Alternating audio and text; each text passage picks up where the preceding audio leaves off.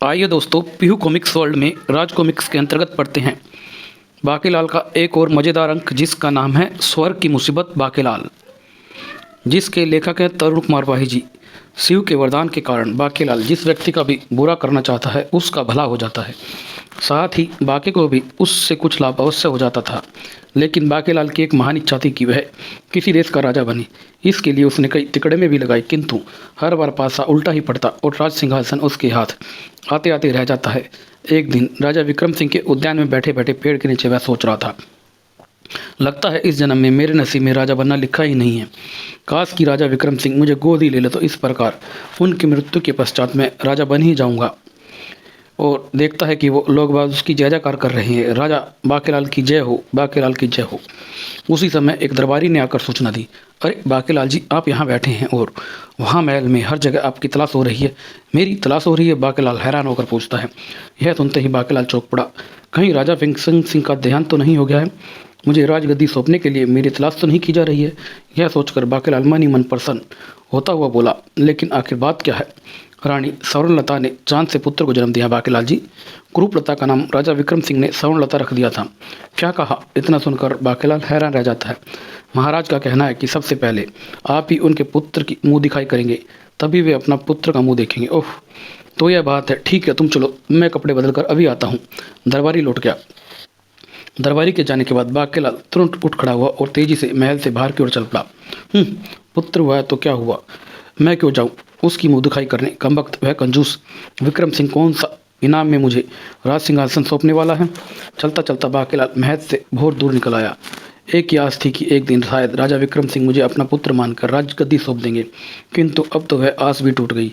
अब तो मेरा जीना व्यर्थ है, मुझे जीवित रहने का कोई अधिकार नहीं है, मुझे मर जाना चाहिए। अब मुझे आत्महत्या कर लेनी चाहिए। बाकीलाल का यह वाक्य यमराज के दरबार में गूंज उठा और मुझे आत्महत्या कर लेनी चाहिए, इतना सुनते ही यमराज हैरान रह गया। क्या आत्महत्या?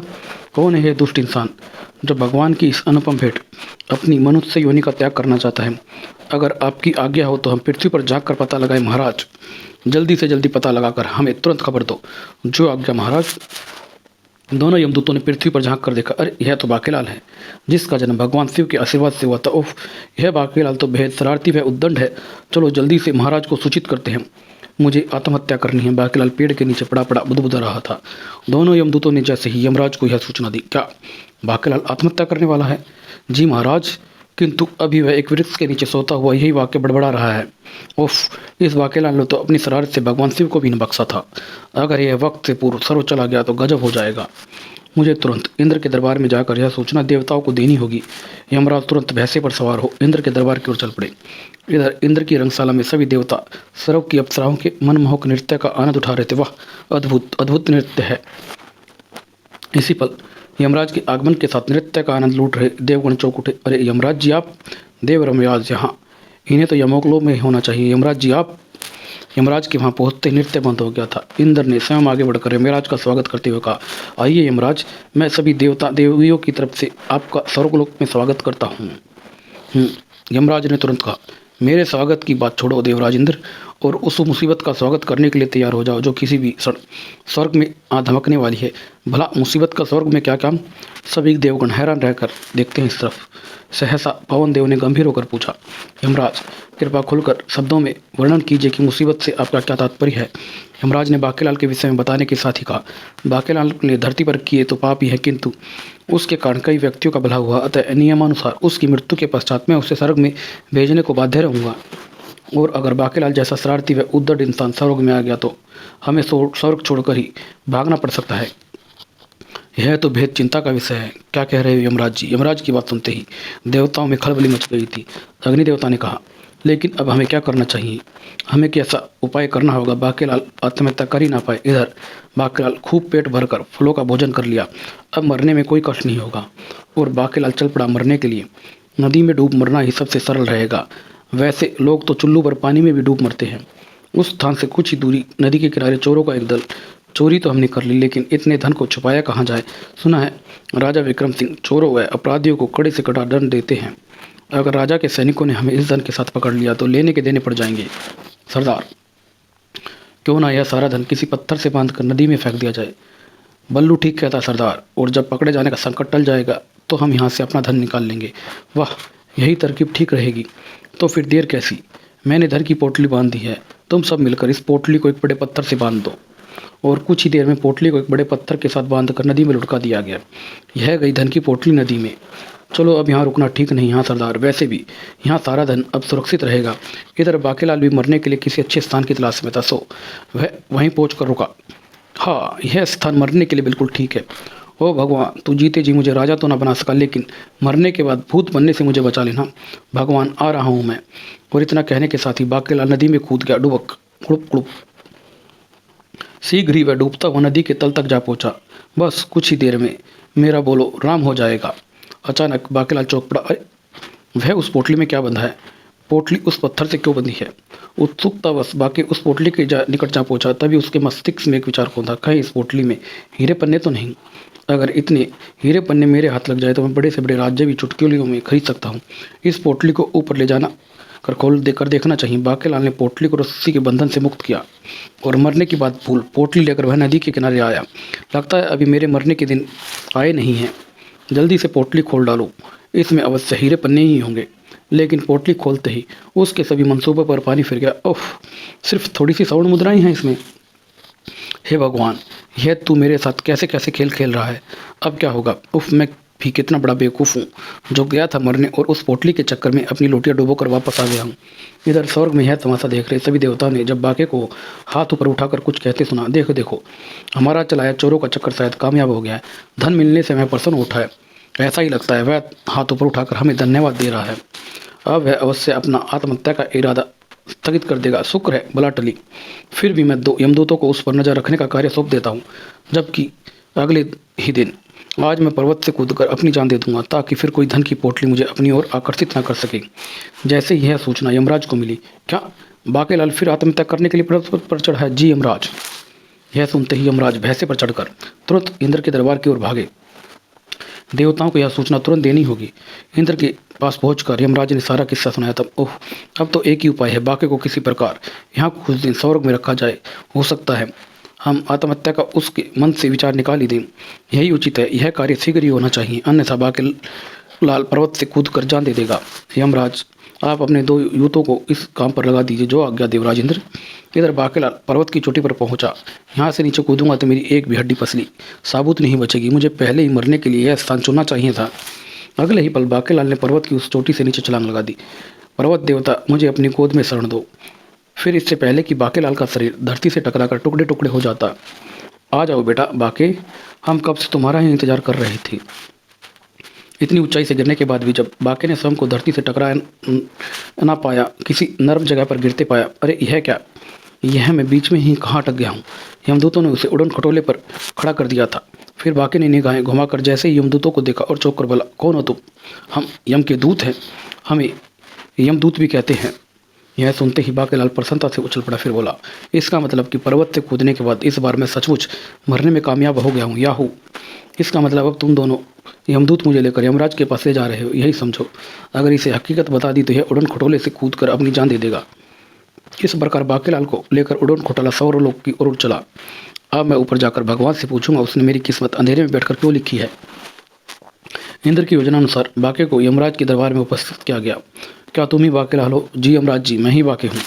यमराज ने अपने दूतों को आदेश देते हुए कहा, बाकेलाल की जिंदगी के पाप और पुण्य का बही खाता निकालो, ताकि ये निश्चय किया जा सके कि बाकेलाल को स्वर्ग भेजना है या नरक। जो आ गया महाराज।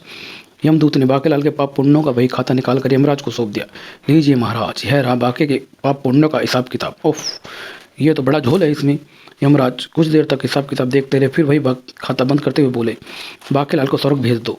स्वर्ग? वाह, वहाँ तो इंद्र के दरबार की अप्सराएं भी होंगी। योजनानुसार यमदूत बाकेलाल को स्वर्ग की ओर ले गए। इधर सभी देवता अपनी योजना पर प्रसन्न थे। अग्नि देवता कह रहे थे, वाह देवराज इंद्र, योजना अनुसार बाकेलाल स्वयं को सचमुच मरा हुआ समझ रहा है। यमदूत उसे लेकर स्वर्गलोक की ओर आ रही हैं। कुबेर देवता की बात सुनकर देवराज इंद्र मुस्कुरा कर बोले, अभी जरा उसे कुछ दिन स्वर्गलोक की सैर कर लेने दो देवगण। मुझे उम्मीद है कि उसके दिल में फिर से जीने की इच्छा जाग उठेगी। उफ, मैं सभी देवता गणों ने स्वर्ग में मेरा स्वागत करने के लिए खड़े हैं। ये इस प्रकार स्वर्गलोक में बाकेलाल के दिन सुख चैन से गुजरने लगे। वह ऐसे स्वादिष्ट व्यंजन तो पृथ्वी पर नहीं हो सके। थोड़ा और लीजिए ना बाकेलाल जी। अप्सराएं उसका स्वागत और उसको खाना खिला रही थी। इंद्र के दरबार में मेनका और उर्वशी नामक अपूर्व सुंदरिया का नृत्य देख वह मंत्रमुग्ध हो उठा। वाह, अति सुंदर। उन्हीं दिनों देवताओं और असुरों में भयानक युद्ध भी छिड़ा हुआ था। मार डालो देवताओं को, कर लो स्वर्ग पर अपना अधिकार। असुरराज दुम्बकर के नेतृत्व में असुर सेना ने देवताओं पर चढ़ाई कर दी थी। कोई भी देवता बचने ना पाए। भयानक युद्ध हुआ। उफ उफ, मेरा धनुष्य। आह, ताड़ तड़ाक।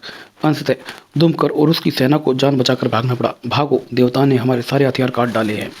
अपनी इस हार पर दुम्बकर बुरी तरह से तिलमा हुआ था। देवता इस भ्रम में होंगे कि हम अपनी हार मानकर लौट गए हैं, लेकिन नहीं, दुम्बकर ने कभी हार नहीं मानी है। वह पुनः युद्ध करेगा। दुम्बकर ने महागुरु कपाल तंत्र से चिंतित स्वर में कहा, किंतु दुम्बकर, तुम मत भूलो कि पिछले युद्ध में देवताओं ने सभी शस्त्र काट डालकर नष्ट करके हमें पंगु बना दिया है। अब अगर देवता चाहे तो हम पर चढ़ाई करके हमारा नामो निशान मिटा सकते हैं। हमें शस्त्रों के निर्माण तक युद्ध से बचना होगा। किंतु गुरुदेव, मैं अब और अधिक इंतजार नहीं कर सकता। मैं चुपके से देवताओं के शस्त्रागार से उनके सभी शस्त्र चुरा लाऊंगा। हा हा। इधर दुम्बकर अपनी योजना बना रहा था, इधर बाकीलाल अपनी। आह, कितना ही अच्छा होता कि अगर इंद्र का सिंहासन मेरे हाथ लग जाता। और जैसे उसकी पुकार भगवान ने सुन ली। एक दिन रंगशाला में, आइए पवन देवता, लगता है आपका कहीं क्या समाचार लाए हैं। समाचार मिला है कि असुर दुम्बकर पुनः युद्ध की तैयारी कर रहा है। असुरराज दुम्बकर बाकीलाल नाम सुनते ही हैरान रह गया। उफ, इसका मतलब युद्ध एक बार फिर होगा। पवन देवता, अब हमें हर पल चौकस रहना होगा। ना जाने कब दुम्बकर आक्रमण कर बैठे और हमें उसका जवाब देना पड़े। जबकि बाकीलाल कुछ और ही सोच रहा था। असुरराज दुम्बकर की मदद करूं तो शायद प्रसन्न होकर असुरराज इंद्र का सिंहासन ही मुझे सौंप दे। अचानक बाकीलाल कुछ सोचकर प्रसन्नता से उछल पड़ा। वो मारा, अगर मेरी यह तरकीब काम कर गई तो बस फिर दुम्बकर मुझे अवश्य ही प्रसन्न हो जाएगा। और फिर उसी रात यही मौका है। सब तरफ गहरी खामोशी छाई हुई है। यह रहा शस्त्रागार। आखिर इतने दिन स्वर्ग में रहकर मैंने झक तो नहीं मारी है। चलो, यह भी अच्छा है कि स्वर्ग में किसी वस्तु पर पहरेदारी नहीं की जाती। मेरा कार्य आसानी से हो जाएगा। बाकीलाल ने शस्त्रागार में प्रवेश कर भीतर से दरवाजा बंद कर लिया और जेब से लोहा काटने वाली एक आरी निकाली। इसकी तेज धार से मैं थोड़ी देर में सारे शस्त्रों को इस हद तक काट दूंगा कि युद्ध में इनका इस्तेमाल किए जाते ही शस्त्र टूटकर बिखर जाएंगे। बाकीलाल तेजी से शस्त्र काटने की कार्य में लग गया था। ही, अब आएगा युद्ध का असली मजा। इंद्र को भी एक एक कर सभी शस्त्रों को इस प्रकार काटता गया कि एक नज़र में वे शस्त्र कटे हुए महसूस ही नहीं होते थे। इससे पूर्व वह कार्य समाप्त कर शस्त्रागार से बाहर निकला। हो गया काम। अब तो शीघ्र ही दुम्बकर स्वर्ग पर आक्रमण कर दे, तभी बात बनेगी। देवगणों में से एक यह देखकर अचरज भरी निगाहों से देख रहा था उसे। उसी रात्रि के अंतिम पहर में दुम्बकर अपने कुछ सेवकों के साथ देवताओं का रूप धर बड़ी मुश्किल से यहाँ पहुँचे हैं। जल्दी करो, कहीं देवताओं पर हमारा भेद खुल गया तो लेने के देने पड़ जाएंगे। यह रहा शस्त्रागार। भीतर जाकर सारे शस्त्र बांध लो, फिर मैं अपनी मंत्र शक्ति से उन सभी शस्त्रों को हवा में उड़ाकर ले जाऊंगा। जो आज्ञा महाराज। कुछ ही देर में जब सारे शस्त्र बांध दिए गए तो दुम्बकर ने मन ही मन किसी मंत्र को पढ़ा और देखते ही देखते सभी शस्त्र हवा में उड़ने लगे। सारे शस्त्र शस्त्रागार से निकलकर दुम्बकर के आगे आगे उड़ने लगे थे। वाह, अब देखूंगा कि इंद्र अपने सिंहासन को कल कैसे बचाता है। दुम्बकर सारे शस्त्र उड़ा कर ले गया। हा हा हा, कल भोर होते ही स्वर्ग पर आक्रमण कर दूंगा मैं। अगले दिन प्रातः ही असुर दुम्बकर ने स्वर्ग पर आक्रमण कर दिया। कर लो कब्जा स्वर्ग पर। अब ये देवता हमारा कुछ नहीं बिगाड़ सकते। हाँ हाँ हाँ। यह सुनते ही स्वर्ग में खलबली मच गई। इंद्र व्याकुल हो उठे। असुरों ने आक्रमण कर दिया है, तो फिर आप सब लोग यहाँ क्यों खड़े हैं? जाइए उनका मुकाबला कीजिए। मैं भी इस युद्ध में आपके साथ हूँ। हाँ हाँ, क्यों नहीं, युद्ध लड़ो बच्चों, यही तो मैं चाहता हूँ। बाकीलाल पीछे खड़ा यही सोच रहा था। तभी नाग देवता वासुकी ने आकर कहा, युद्ध कैसे होगा? हमारे सारे शस्त्र चोरी हो गए। क्या क्या कह रहे तुम? चोरी? बाकीलाल इतना सुनते ही हैरान रह गया। उफ, लगता है दुम्बकर नहीं वे शस्त्र चोरी क्यों होंगे? अब क्या होगा? तभी वरुण देव बोले, हमें भगवान विष्णु की शरण में चलना चाहिए। अब इसका भी समय नहीं है। असुर भेद निकट आ चुके हैं। हो गई फिर गड़बड़। असुर राज ने, ये तूने क्या किया रे? कुछ भी हो, युद्ध तो हमें लड़ना ही है। हम अपनी सिद्ध शक्तियों से युद्ध लड़ेंगे। देवताओं ने सेना के साथ कूच किया। मजबूरन बाकी को भी साथ चलना पड़ा। अगर मेरी पोल खुल गई तो ये देवता लोग मुझे अवश्य ही नरक में भेज देंगे। इधर असुरों की सेना स्वर्ण लोक पर दिखाई पड़ते ही बाणों की वर्षा करने के लिए तैयार हो गई थी।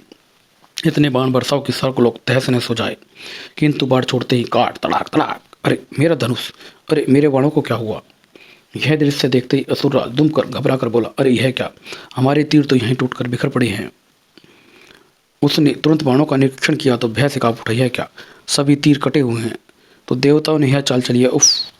तभी सर्वलोक की ओर तेजी से शोर उभरा। उस शोर को सुनते ही दुम्बकर और घबरा गया। मारो मारो, असुरों को मार डालो। लगता है देवताओं की सेना आक्रमण का जवाब देने आ रही है। अब तो भागने में ही भलाई है। भागो। देवतागण जब निहत थी आक्रमण का जवाब देने स्वर्गलोक के मुख्य द्वार पर पहुंचे। अरे यह क्या, असुरों की सेना तो डर कर भागे जा रही है। बाकीलाल यह देखकर हैरान रह गया था। तभी पावन देवता ने वहीं पड़ा एक तीर उठाकर इंद्रदेव को दिखाते हुए कहा, देवराज इंद्र, यह देखो, असुरों के इस प्रकार भागने का कारण ये टूटे हुए तीर है, लेकिन यह तो हमारे ही शस्त्रागार के तीर है। परंतु यह चमत्कार कैसे हुआ? मुझे तो यह सब बाकीलाल की ही करामात लगती है। एक देवगण बोला। बाकीलाल की?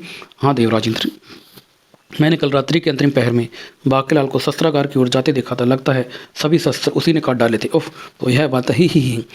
अब आप और अधिक शर्मिंदा मत करें भगवान मुझे। काश कि मुझे पता होता दुम कर सारे शस्त्र चुराने के चक्कर में हैं तो मैं कभी भी शस्त्र नहीं काटता। लेकिन इंद्र ने उसके मन की बात छुपी ना रही। इंद्रदेव ने बाकीलाल के मन की बात को जान लिया था। तो बाकीलाल ने यहाँ भी अपना चक्कर चला दिया है। अगर ये स्वर्ग में कुछ दिन और रुका रहा तो कहीं ऐसा ना हो कि एक दिन सचमुच मेरा सिंहासन ये हथिया ले। बाकीलाल तुमने तो कमाल कर दिया। आप सब देवताओं के आशीर्वाद का फल है ये तो। इंद्र को अपना सिंहासन डोलता नजर आया। अब इसे वापस धरती पर भेजने का इंतजाम करना होगा, लेकिन कैसे? क्यों ना अब इसे नर्क की सैर कराई जाए ताकि भयभीत हो यह धरती पर वापस चला जाए। अगले ही पर इंद्र ने कृत्रिम क्रोध प्रदर्शित करते हुए कहा, बाकीलाल मैं जानता हूँ तुमने सारे शस्त्र इसलिए काट डाले ताकि युद्ध में हमारी हार हो और तुम मेरा सिंहासन हथिया लो। बाकीलाल इतना सुनते ही हैरान हो जाता। लेकिन तुमने ऐसा सोच स्वर्ग में रहने का अधिकार खो दिया है, अब तुम्हें नरक में जाना होगा। नरक का नाम सुनते ही बाकीलाल हैरान रह गया।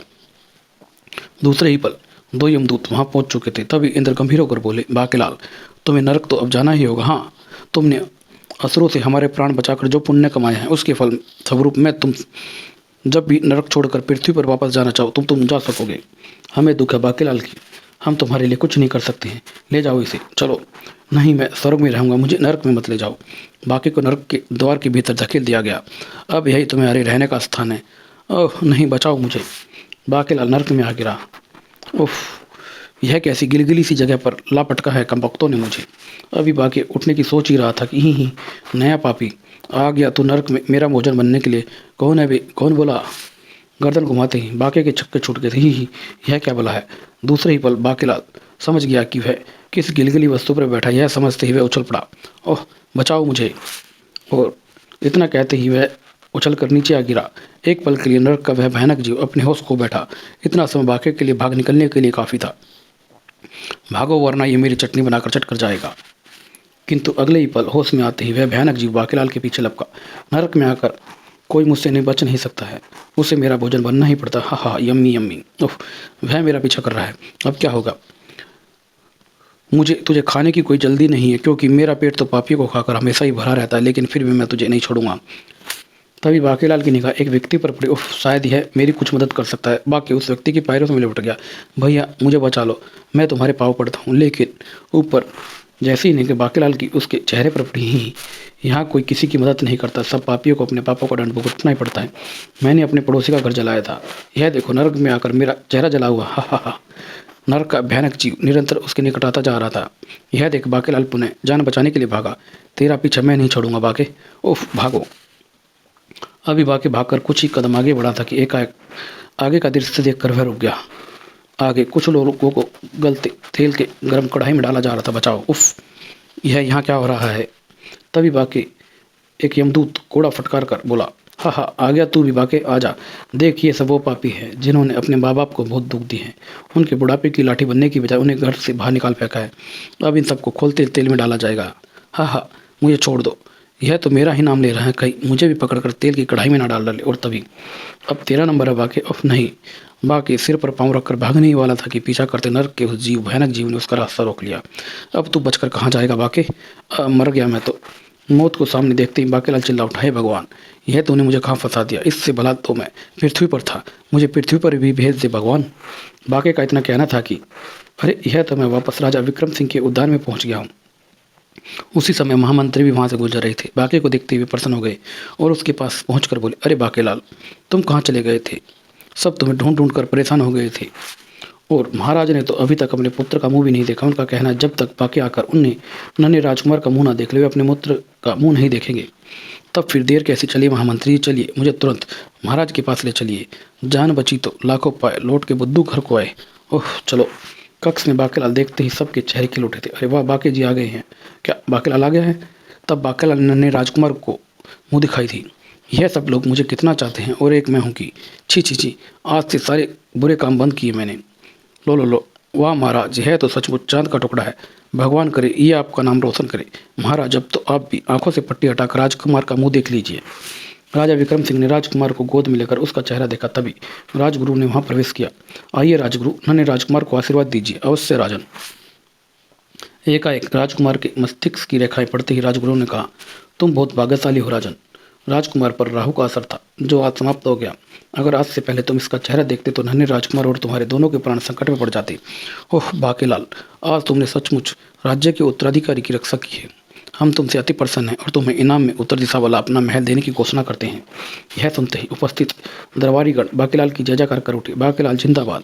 ओह, बाकेलाल मनी मन सोचता है, उफ, फिर गड़बड़ होगी। हाय रे मेरी किस्मत, मैंने उसी समय आकर राजकुमार के दर्शन क्यों न कर लिए। राजा और राजकुमार दोनों का खेल समाप्त हो जाता, राज सिंहासन मेरा होता। इस प्रकार एक बार फिर बाकेलाल शिव के वरदान के चक्कर में राजा बनते बनते रह गया, किंतु महल का मालिक बन जाने पर वह कुछ तो प्रसन्न था। और यह अंक यहीं समाप्त होता है। धन्यवाद दोस्तों।